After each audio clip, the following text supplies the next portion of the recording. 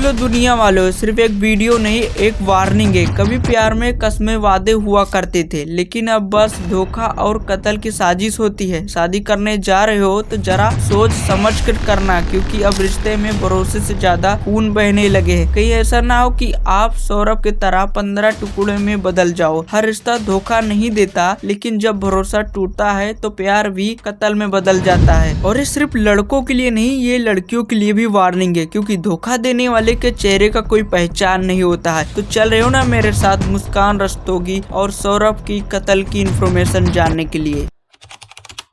मेरठ में merchant navy के अधिकारी सौरभ राजपूत के साथ बिल्कुल ऐसा ही हुआ है। पत्नी मुस्कान रस्तोगी और उसके प्रेमी साहिल दोनों ने मिलकर एक प्लानिंग किए थे 4 मार्च 2025 की रात, जब सौरभ का कत्ल हुआ था। आखिर ऐसा क्या हुआ था जो प्यार से भरी जिंदगी खून खराबे में बदल गई? चलो इस सच्चाई को जानते हैं। सौरभ राजपूत एक मर्चेंट नेवी के अधिकारी देश के लिए, लेकिन उसकी बीवी मुस्कान के लिए सौरभ का प्यार कम था और मुस्कान का अफेयर साहिल के साथ चल रहा था। सौरभ और मुस्कान की शादी कुछ ही समय बाद दोनों के रिश्ते में दरार आ गया। हालांकि कानूनी तौर पर तलाक नहीं हुआ था। सौरभ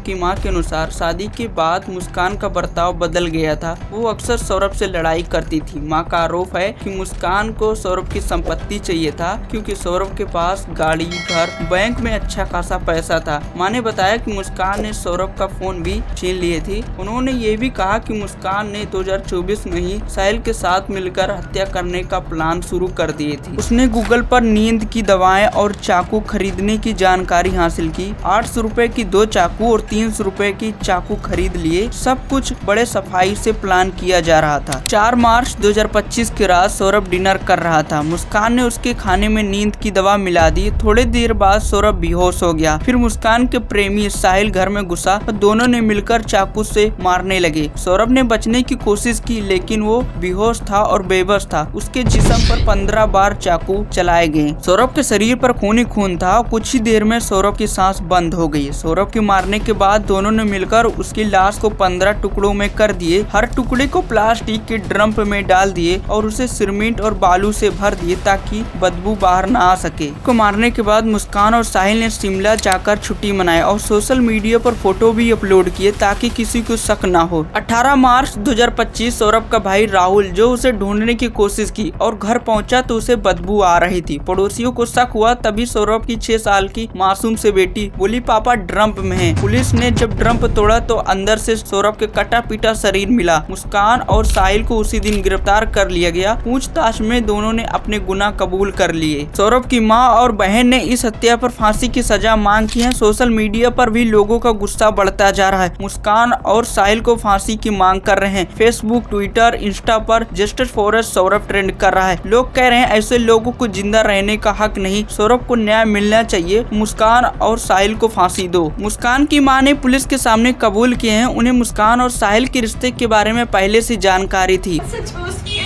बहुत बुरा उन्होंने बताया मुस्कान कई बार घर पर भी बात करती थी, लेकिन उन्होंने इसे नजरअंदाज कर दिए। मुस्कान की मां ने कहा मेरी बेटी ने जो किया उसकी सजा मिलनी चाहिए था। उन्होंने फांसी की सजा मांग करते हुए कहा ऐसे गुनाह को कभी नहीं माफ करना चाहिए। जिस तरह शादी के बाद हत्या, धोखाधड़ी और डिवोर्स के मामले बढ़ रहे हैं, क्या आने वाले समय में शादी भी गैर कानूनी करार दिया जाएगा? 2021 से 2024 के बीच भारत में शादी के बाद 15% मर्डर केस का है, 30% डिवोर्स का है और 45% धोखाधड़ी का केस दर्ज हुआ है। हर साल हजारों लोग प्यार में धोखे के शिकार हो रहे हैं, तो कई रिश्तों में कत्ल खेला जा रहा है। शायद भविष्य में शादी करने से पहले क्रिमिनल बैकग्राउंड चेक करना अनिवार्य कर दिया जाए, या फिर शादी के लिए एक नया कानून लागू कर दिया जाए, ताकि कोई प्यार के नाम पर किसी की जिंदगी बर्बाद ना कर सके। अब आप लोग बताएं, क्या शादी करना एक जानलेवा फैसला बन गया है? क्या आप शादी करना गैर कानूनी हो जाना चाहिए? कमेंट बॉक्स में जरूर बताना। तब तक के लिए अपना ख्याल रखना। मिलते हैं न्यू वीडियो में।